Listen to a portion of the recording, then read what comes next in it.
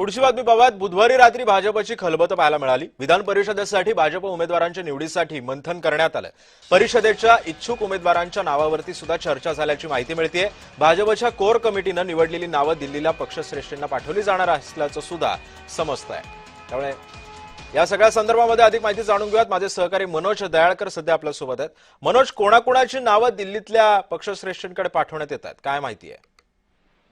सिद्धेश, आपण म्हणतो भाजपची कोर कमिटीची काल रात्री 10 वाजता बैठक ही पार पडली। मुख्यमंत्री देवेंद्र फडणवीस यांच्या वर्षा निवासाने मुख्यमंत्री देवेंद्र फडणवीस यांच्या उपस्थितीमध्ये ही बैठक पार पडली आणि या बैठकीला भाजपची कोर कमिटीचे सर्व मंत्री या ठिकाणी उपस्थित होते। आणि आपण बघितलं तर या बैठकीमध्ये विधान परिषदेच्या जागांसंदर्भात चर्चा केली गेली, नावासंदर्भात चर्चा केली गेली आणि आपण म्हणतो ही जी जागा आणि नावं आहेत ती आता केंद्राकडे पाठवली जाणार आणि केंद्राकडे या ठिकाणी कोणाच्या नावावरती शिक्कामोर्तब होतं हे देखील पाहणं महत्वाचं आहे। कारण की आपण म्हणतो विधान परिषदेसाठी मोठ्या प्रमाणामध्ये इच्छुकांची संख्या ही आहे आणि त्यामध्ये आपण म्हणतो विधानसभेची जी निवडणूक झाली तसंच स्थानिक स्वराज्य संस्थेची निवडणूक झाली त्यामध्ये मोठ्या संख्येने आपण म्हणतो जे ज्यांना डावललं गेलं होतं त्यांना विधान परिषदेचं या ठिकाणी सांगितलं गेलं, तुमची वर्णी लागेल असं सांगितलं गेलं होतं, अशी सूत्रांची माहिती आहे। पण आपण म्हणतो या ठिकाणी आता कोणाची नावाची वर्णी लागते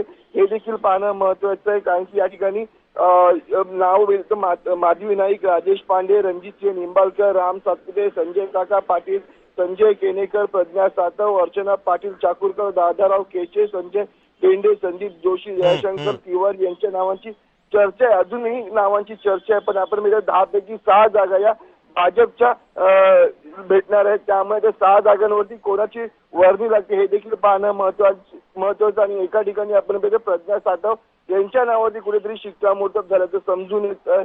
कारण की त्यांनी या ठिकाणी काँग्रेसला आपण म्हणतो सोचिठ्ठी देत या ठिकाणी भाजपमध्ये प्रवेश केलेला होता आणि त्यावरती आतापर्यंत प्रज्ञा सातव यांच्या नावावरती कुठेतरी शिक्कामोर्तब होईल अशी सूत्रांची माहिती। त्यामुळे आता कोणाकोणाची नावाची वर्णी केंद्रामध्ये लागेल हे देखील पाहणं महत्वाचं आहे। सिद्धेश, नक्कीच धन्यवाद मनोज, तुम्ही दिलेल्या सविस्तर माहितीबद्दल।